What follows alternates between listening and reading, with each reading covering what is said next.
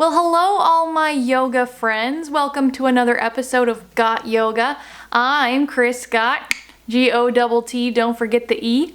And today we're going to be doing a little ditty on handstand preparation. So warming your body up for handstands. This is great video, 10-15 minute sequence to get your shoulders, arms, abdominals, hamstrings, all ready and prepared to get into some handstands.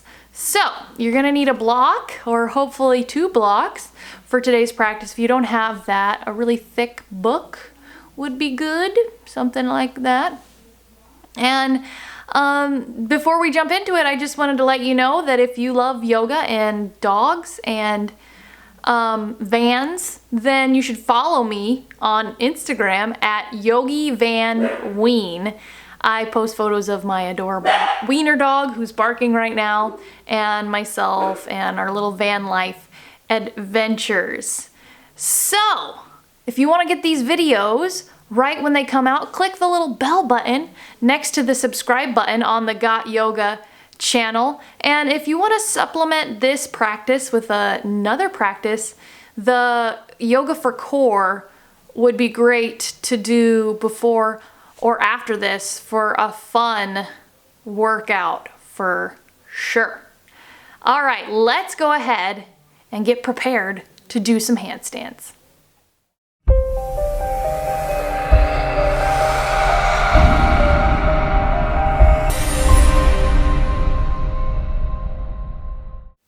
Alrighty friends, we're gonna start with our shins crossed. I teach this often in the beginning. Draw your shins away from you so that they're parallel with your mat or parallel with one another, and your feet are closer to your knees than having your feet towards one another. Once you've got that down, I'm sitting on a pillow. You can also sit on a blanket. Sometimes that helps to get your hips nice and level so your lower back isn't sinking. It's optional. Press your hands into the earth behind you and inhale as you lengthen up through the crown of your head. So you're drawing your navel up and back. You've got a nice broad chest and your shoulders are drawing away from the ears. From here, we're going to interlock our fingers, flip our palms, and inhale. Reach those arms up in line with the ears. You can't see my hands, but my arms are straight and I'm pressing through my palms. This is essential for handstand preparation, getting the wrists stretched and warming up the shoulders. Go ahead and take one more nice long inhale. And as you exhale, release your hands out to the sides. Cross your right arm over your body and hook your left arm underneath your right arm. So your left elbow crease is hooking that right arm. Then take your right shoulder and draw it down and back into its socket. Okay, go ahead and release. Same thing, interlock your fingers, flip your palms, inhale, reach those arms up in line with the ears. As you exhale, arms out wide, cross your left arm over your body, hook your right arm with your left arm, and then draw your left shoulder down and back. Take a breath here.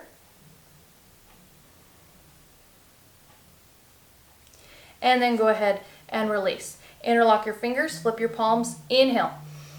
Reach your arms up in line with your ears. Reach through those inner elbow creases.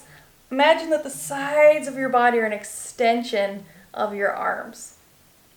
On your next exhale, go ahead and bring the arms out wide again and inhale to cross your right arm underneath your left arm at the elbow creases. And then you're going to draw your palms towards you and then flip the backs of your palms so that they're facing one another and firm the forearms together. These are eagle arms. If you've never done eagle arms before. So you're going to lift your elbows up and draw your forearms away. If you have the ability to wrap your left forearm around your right forearm, go for it. If not, just keep firming the forearms together. It looks different for a lot of people. Sometimes you're here. Just accept that and know that you're doing yoga and that's all that matters. From here, we're going to lead with our chest. Keep those elbows lifted as we draw our torso over our legs. So this is where having those shins away from you comes in handy. Draw your thighs down towards the floor. On your next inhale, come back up. Exhale to release. Inhale, interlock your fingers, slip your palms, reach your arms up in line with your ears. Exhale, release your hands, cross your left arm underneath your right this time. And then draw your elbows cross at your elbow creases, Bring the backs of your hands towards one another, firm your forearms together. So lift those elbows up, draw the forearms away. If you can wrap your right forearm around your left, then do so. We're gonna lead with our chest. We have a long spine, drawing the navel in as we fold our torso over our thighs. Draw your thighs down towards the floor. Take a conscious breath. On your next inhale, lift back up. Exhale to release. All right, come off of your blanket if you were on one and grab your blocks, bring them to the front of your mat. Then we're gonna bend our knees, plant our feet down so your knees are closed together. Grab behind the backs of your knees. We're coming into boat pose here. So you start to lean back with a nice long spine and come up on to your tippy toes. This is our only Navasana of the day, so make it count. You can lift one foot up if you like, lift 2 feet up, maybe release your hands. You really just want to have a nice lifted chest and a long spine, not collapsing here. So pull the navel towards the back of the spine. Continue to have that steady breath. If you don't have that steady breath, then back off a little bit while we hang out here in Navasana for just a little longer. You can get crazy, straighten your legs, whatever you'd like, warming up those abdominals for our handstands. All right, cross your shins, plant your hands down in front of you, and step back into your first downward facing dog of the day. So if you want a good gauge of where your hands and feet should be in downward facing dog, then come into a plank pose with your shoulders over your wrists. Your hips are in line with your shoulders, and that's the distance that your hands and feet should be when you press back, lifting the hips up into the air for your downward facing dog. So in down dog, hands are shoulder distance, feet are shoulder distance. Just giving you a couple cues here, not going to go into too many details. You want a nice long back body, and you want to bring the weight into your heels. Bend one knee, then the other, taking your dog on a walk. Getting our hamstrings warmed up now for handstands. We're also, while we're doing this, bringing some blood to our head, which is great to do before you just jump into handstands so that you're kind of prepared for being upside down. You don't have too much blood rushing to your head for your handstand.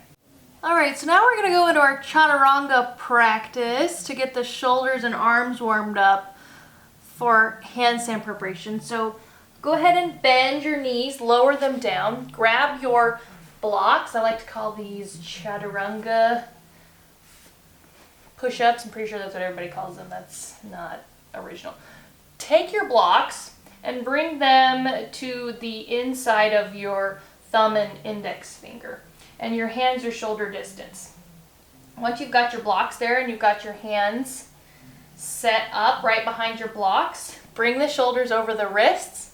Option 1 is you leave your knees underneath your hips. Option 2, a little bit harder, you walk the knees back a little bit. Option 3, you reach one leg up into the air.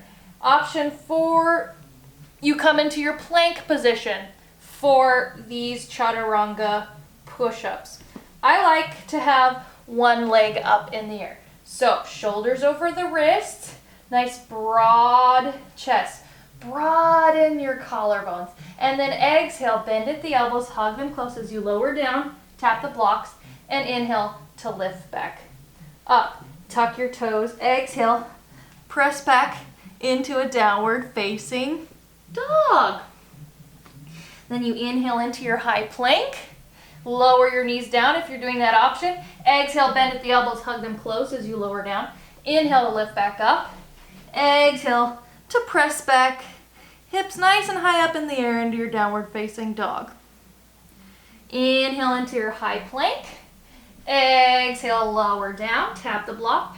Inhale to lift back up. Exhale, press back into your down dog. So you can do that as many times as you want. We're gonna do it 2 more times. Inhale into a high plank.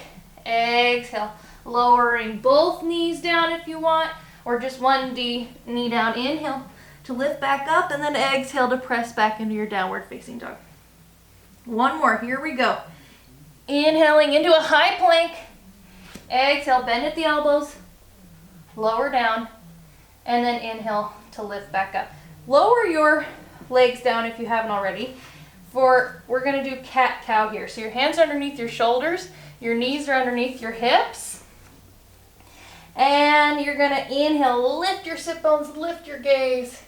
Exhale, lengthen the tailbone, round the upper back. Inhale, draw the shoulders back.